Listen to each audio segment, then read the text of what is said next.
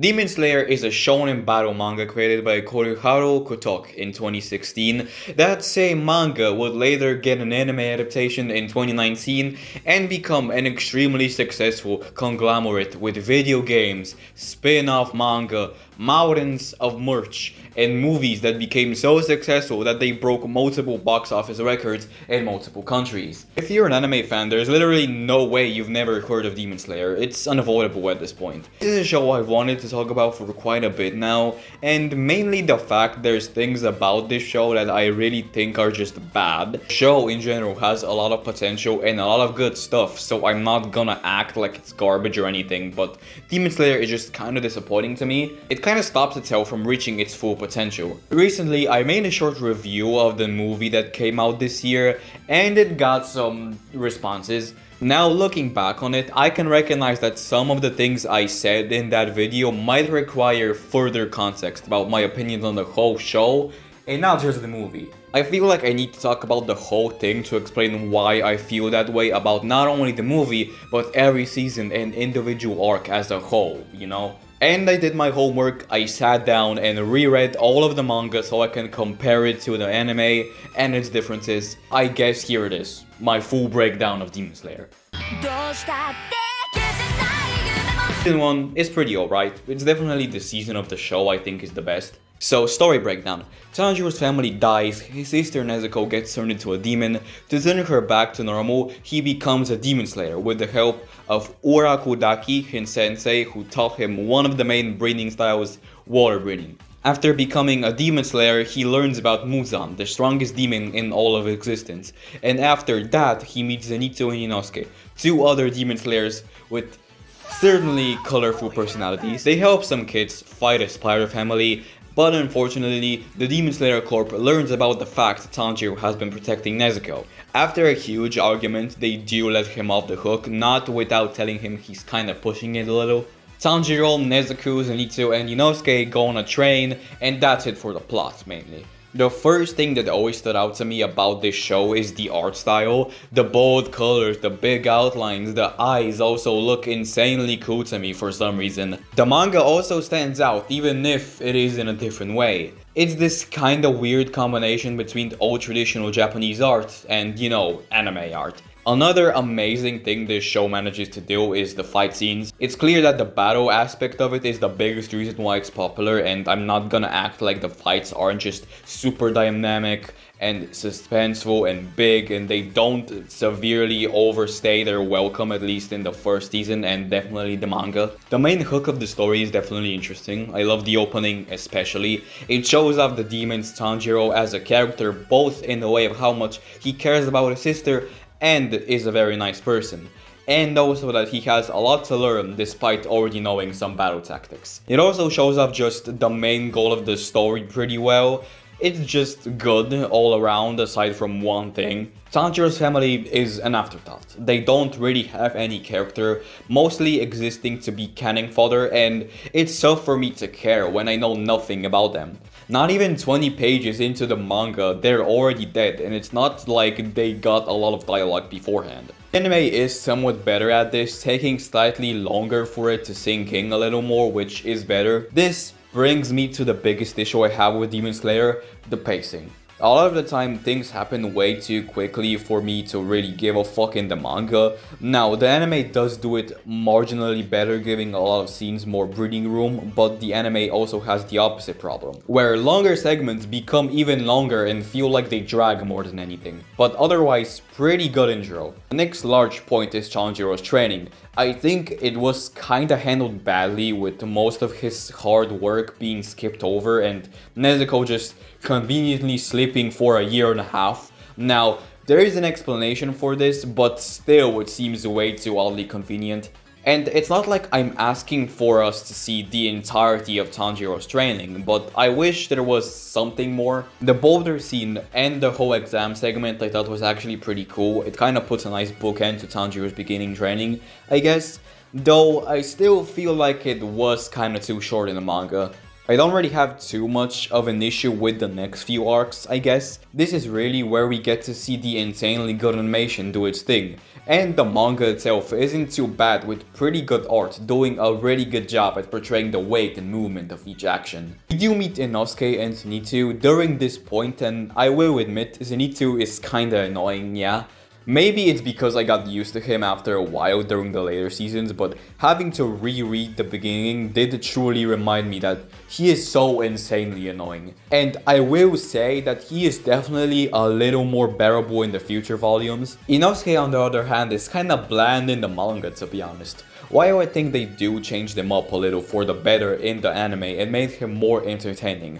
Bryce Papenbrook's loud ass voice probably also helps with that. Again, the next few arcs are actually pretty good. They don't really have anything I could criticize. Next part I'm not really the biggest fan of is the recovery period after the Spider Family battle. It kind of feels like a waste, not really having anything too important. This happens multiple times throughout the story, where you have to just sit through an episode or two of the characters being nursed back into shape, and I feel like 80% of the material here is kinda unneeded. But the scene where we meet all of the Hashira is actually really cool, and I'd like to comment that I love the Hashira's designs and personalities a lot. I don't really like how the season just ends, I guess. Of course, it teases the next arc, but I still feel like it ended on a whimper, with the final couple of episodes being kinda just boring. And that's season 1. In my opinion, it's definitely the best out of the bunch, having a good progression of things and really good animation to keep you coming back. But I would say that my biggest issues with the first few volumes of the manga, and to a lesser extent the first season, would only get worse the deeper we get into Demon Slayer. I'ma say this now, this movie is the best Demon Slayer has ever been. The manga and the movie do it very well. The plot is that Tanjiro and the others go on a train to go do a mission. They bump into Rengoku, the Flame Hashira. One of the most powerful demons comes in and crashes the train, taking it over. They soon defeat him, only to get stopped by another really strong demon. This is Akasa, the 4th strongest demon in existence, in like the group of the most powerful demons behind Muzan. He kills Rengoku, they almost defeat him, but he runs away before the sun kills him. Pretty good plot for a movie. Rengoku is a really good character. His backstory is nicely put in, you understand his goals, his personality is really nice and doesn't get annoying, and his death is used well as a plot device, and you actually give a shit about him, unlike Tanjiro's family. A small part of me though wishes he was there for more time, because he still dies in the same arc he gets a major role in, and that's kinda too fast in my opinion. It also doesn't help that his death is carried by so much weight on top of it when he wasn't even on screen for that long. Like, Tanjiro talks about him like he knew him for years, when it was mainly like 12 hours at most. The dream segments also offer some cool interactions for the already existing characters, mostly for Tanjiro, but Zenitsu and Inosuke's dreams are also pretty cool and fun. The fights are also on point like usual. The budget has been clearly increased, obviously, due to the fact this is a movie. This is definitely one of the better uses of CGI in anime. Goku and Akasa's battle is also just the clear standout in this film, not only for the fight and amazing animation itself with how it kept you on the edge of your seat constantly, but also because it has the most emotional scene in the whole show. Not only because of Rengoku's death, but it also sets up the stronger demons as an insanely imposing threat, since one of the demon slayers wasn't able to kill one of them, even with his all.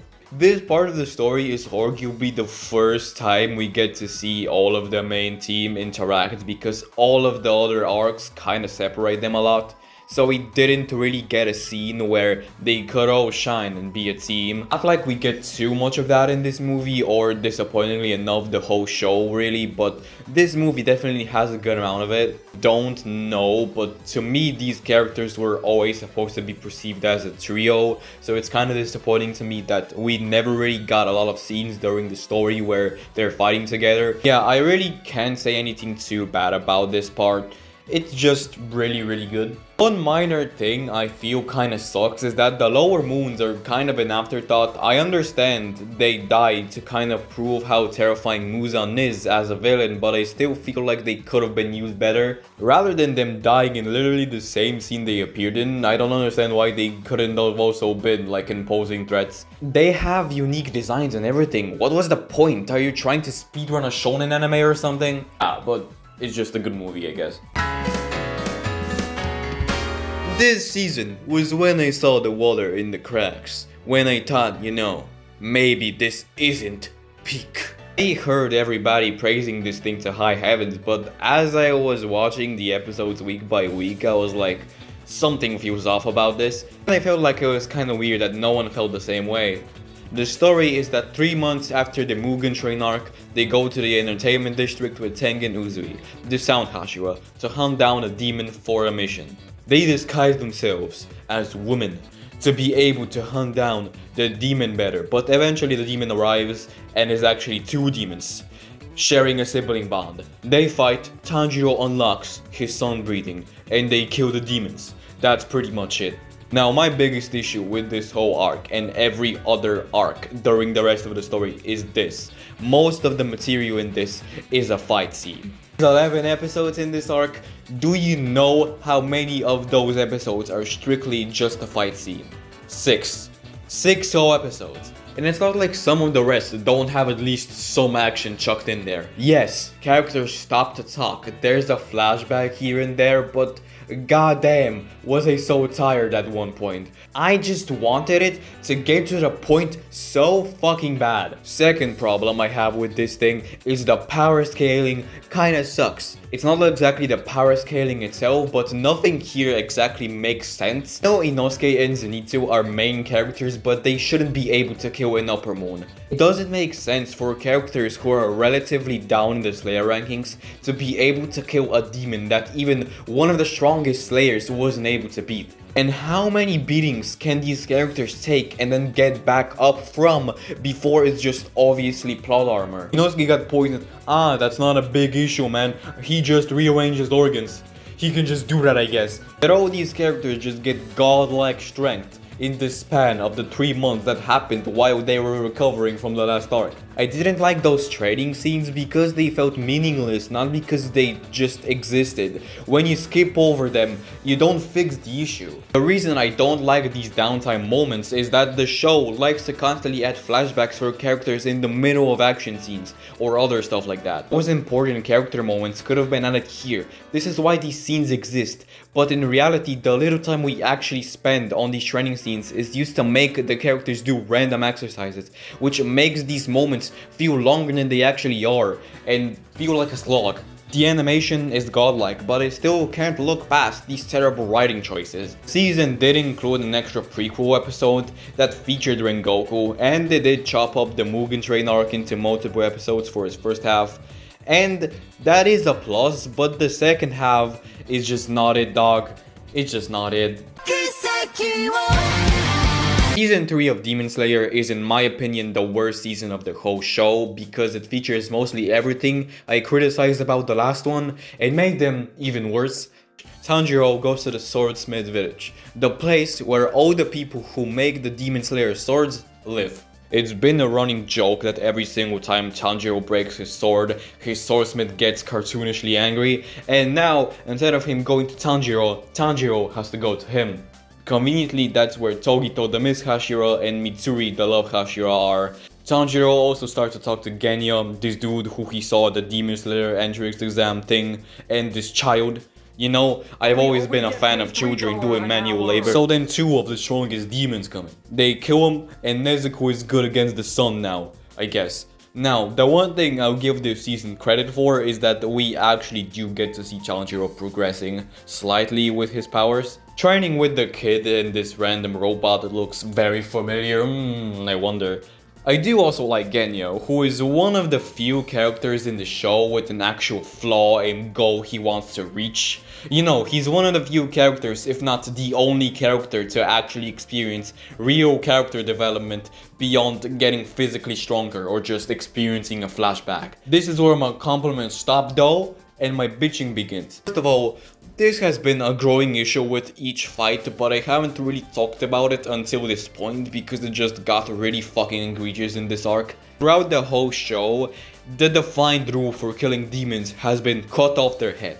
But almost every single major demon Tanjiro and the gang have fought doesn't die that easily. Every single time there's a new, even more convoluted way that they need to be killed. Sometimes the motherfucker can just glue himself back together, or there's multiples of him or some shit, I don't know, man. The way you kill one of the two upper moons they fight in this arc is that after you separate him into 4, he glues himself back together into just a new random ass powerful version of himself. After you kill that, you have to find this like miniature ant-sized bitch that like is his real body or whatever. But watch out, he can just change his form on command, and it takes like so much willpower to just chop off his fucking head. To me, that sounds like a way to just make the fight longer for no reason. What's the point of this simple rule if most of the demons Tanjiro encounters in this series don't abide by it? And you know what I said about the fact that season 2 is just mostly a long ass fight scene? This shit is even worse, because season 3 is 11 episodes and the fight lasts the equivalent of like 8. Again, there's flashbacks and shit throughout, but that's just a way to make the runtime longer. This is the 3rd time I'm going to say this. Why are you putting important flashbacks and the character moments in the middle of important fight scenes? You have 11 episodes. That's more than enough time for an actual interaction between the characters that isn't just a bro or like a 2-second conversation. This is another major flaw of Demon Slayer. I talked about it a little, but I seriously need to mention shit just happening for plot convenience. The amount of times a character pulls out an ability out of their ass, survives an attack they definitely shouldn't have, or anything of the sort, just because they can, is insane. This also carries over to the fact we don't really see the characters truly improve.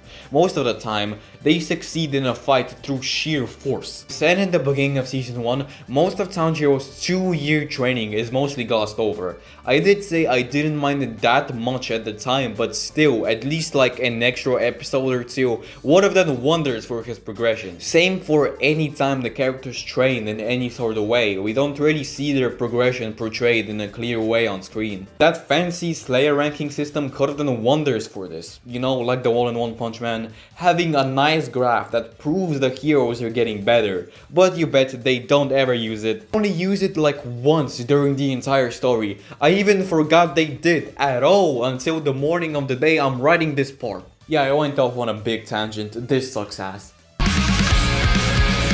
Now, for this part of the video, you might think I'm not gonna like this season, but I actually think it's pretty alright. The plot of the Hashira Training arc is basically just training for the big battle with Muzan. We have more stuff going on, but that's the whole gist. 8 episodes of amping up for the big battle.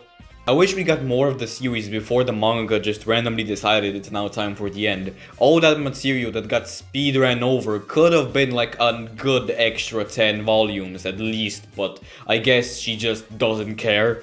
If you actually look at the manga, you realize half of the things going on in season 4 is anime exclusive. The fight between the Serpent and Wing Hashira, the whole thing about the paper airplane, and a lot of the dialogue were things that Ufotable put in. Now, I don't really know how to feel about some of these things. On one side, we got the fact that this was added to make the season longer, while on the other hand, these things are things I don't actually mind watching. A lot of the characters that get extra dialogue are characters we don't actually know a lot about, and no, a backstory or 2 isn't really an important character trait. I'ma say this now, I thought the paper airplane episode was cute. I thought it was cool, okay? Of course, the major issue a lot of people have with this season is that it's artificially made longer, and to be fair, yeah, I don't know why they couldn't have just made this and the final arc one big season. Stardust Crusaders was a good 48 episodes. I don't see how we couldn't get the same thing. But you know, the existence of the coming movies proves that Ufotable went with a different tactic, and they obviously couldn't have a season with a crisp 3 episodes, so they had to just make up some shit. Only real true action we get is in the Hashira battle and the final episode when Muzan arrives, and it's okay, I guess. It's cool. With the season being this short, I can't really comment on much, so I'ma just say it's okay. The final battle arc is 1/3 of the manga, and it's insane to think that the final battle with Muzan is 20 chapters long. That's 20 chapters of fighting one guy. I understand that he's the Demon King or whatever the fuck, but 20 chapters? Get to the damn point, man. The story is the final battle against Muzan and the remaining demons. Now, I could spend quite a bit of time talking about what exactly happens beat for beat, but I'll be honest, I'm not bothered enough to give a shit. This video is late by like 20 days already. More than half of the characters die. People are just dropping like damn flies, and it's supposed to be sad, but at one point I don't even care anymore. Not only because it happens so much, but also because I don't actually care about these people. The author likes to put in backstories right after a character dies, but that doesn't really work because I'm not going to care when the manga forces me to. It's presented in a way that's like, see, this person had a tough childhood, that's why you should care, right? But the thing is, almost every character in this manga is very one note and doesn't have much personality aside from things like angry or smug. Why were these things never brought up in the moments the characters were actually talking? It feels really rushed when you write it this way. It's done a lot with demons too, and like, I really don't care, man. I don't mind it that much when it's short, but Akasa's backstory, for example, was a good 20 minutes of the movie's length. Not to mention the completely bullshit way he died, just getting reminded of his past and randomly killing himself.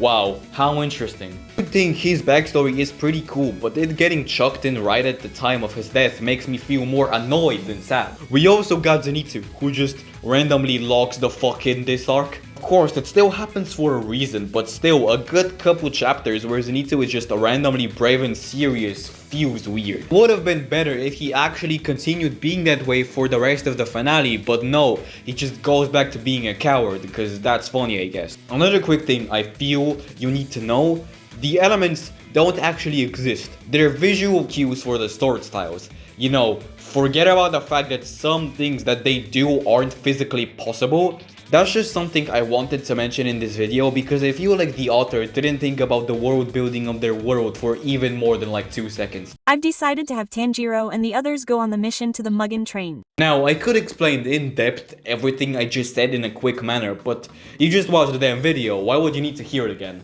But, in conclusion, Demon Slayer is a badly paced anime and manga with one-note characters, too many flashbacks, and just a bunch of really bad shit, okay? I hope the author has some luck with her next work because I really can't see the potential in the world here. Thank you for watching the video, believe in yourself, and have a great rest of your day.